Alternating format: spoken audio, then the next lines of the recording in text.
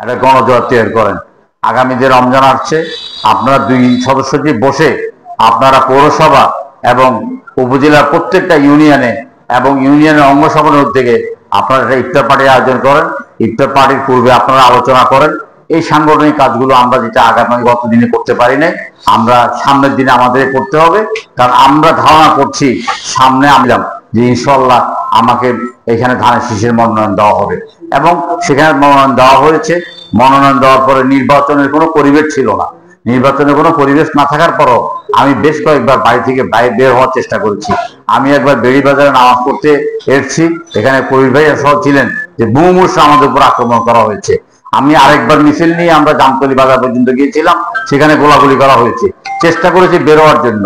নির্বাচনের 3-4-5 দিন আগে যখন টের পেয়েছি সেনাবাহিনী নামার পরেও যখন পরিস্থিতি উন্নতি হয় নাই, তখন চিন্তা করছি যে কোন ধরনের নির্বাচন হবে। নির্বাচনের মাঠে ছিলাম।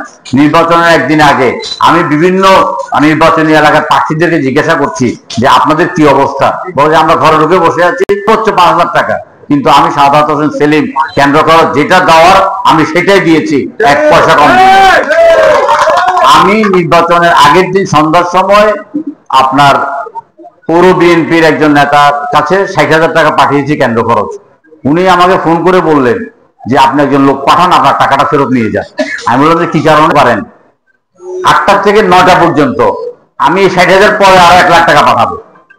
আমি নিশ্চিত জানি যে ভোট কি হতে যাইতেছে।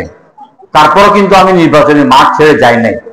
আমি সেদিন ওয়াদা দিয়েছিলাম যে এই নির্বাচন উপলক্ষে যে মামলা হয়েছে, যারা জেলে গিয়েছে, প্রত্যেকের দায়িত্ব আমার, এবং প্রত্যেককে আমি মামলা থেকে মুক্ত করব, জেল থেকে মুক্ত করব। আমি প্রত্যেককে মামলা থেকে মুক্ত করেছি, জেল থেকে মুক্ত করেছি।